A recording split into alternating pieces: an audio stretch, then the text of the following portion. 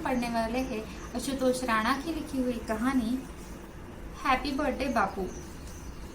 कल रात अचानक बापू से मुलाकात हो गई। बोले, पहचाना? हमने कहा कि आप भी कमाल करते हैं। बापू हो भाई, क्यों नहीं पहचानेंगे। आजकल हम तुमको दिल में नहीं जेब में लेकर घूमते हैं। रोज तुमको बेचते हैं और तुम्हें खरीदते हैं। हम अपने दिल में भले ही ना झाके लेकिन जेब में जरूर झांकते हैं, इसलिए तुम्हारी याद बनी रहती है। बापू बोले, अच्छा ये बताओ कि मेरे करघी का इस्तेमाल करते हो? मैं थोड़ी मराठी जानता हूँ। उनकी बात सच से समझ आ गई। घे मतलब ले। मैंने कहा कि बिल्कुल, सरकार कर घे घे कर मस्त है और हम कर दे दे कर पस्त है। बापू बोले, अरे कर नहीं रे, करघा मतलब चरखा, चरखा चलता है। मैंने कहा, सॉरी बापू, पूरे देश में तो नहीं लेकिन भारत में एक प्रांत में जहाँ से तुमने अपना आंदोलन शुरू किया था ना, वहाँ पर जरूर चारा खाया जाता है। वे ठुनक गए, बोले कि मैं चारा खा नहीं, चरखा बोल रहा हूँ, चरखा। बात समझ में नहीं आती तुम्हारे?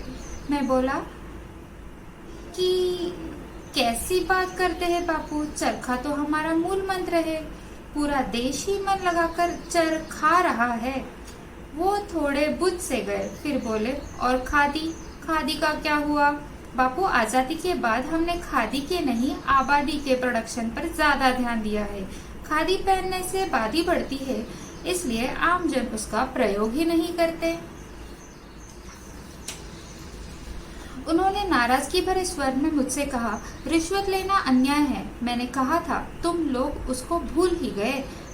मैंने जोर से कहा, बिल्कुल नहीं, रिश्वत लेना अन्याय है।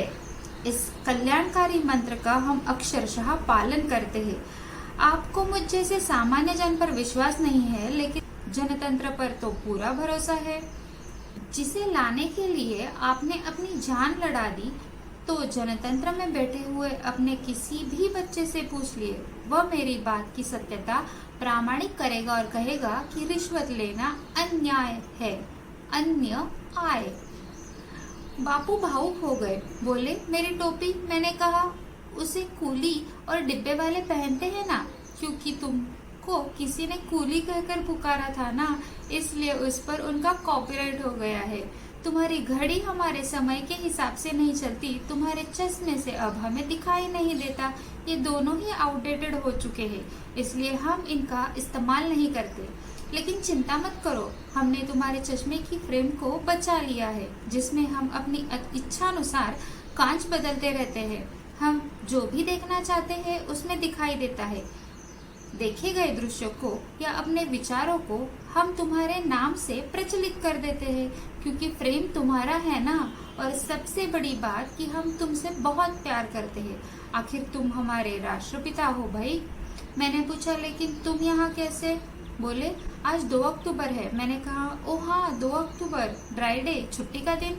बापू बोले, आज मेरा जन्मदिन है बेटे।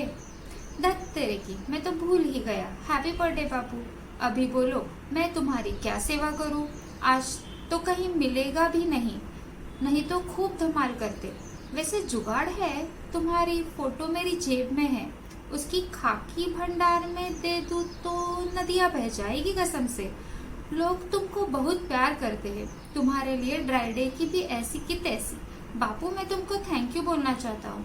जब से तुमको जेब में रखकर घूमता हूँ, तब से खादी हो, खाकी हो, काला कोट हो, कोई भी हो, मेरा कोई काम नहीं रुकता।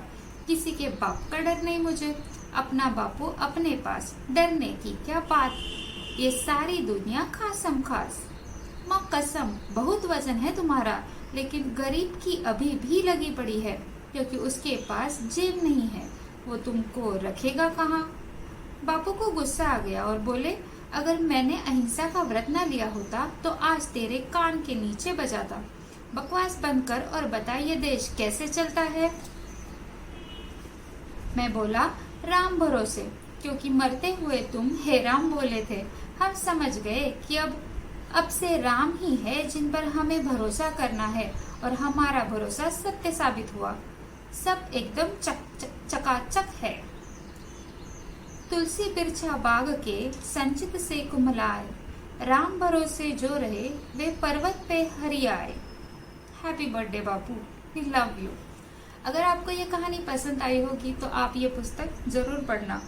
मौन मुस्कान की मार बाय आशुतोष राणा।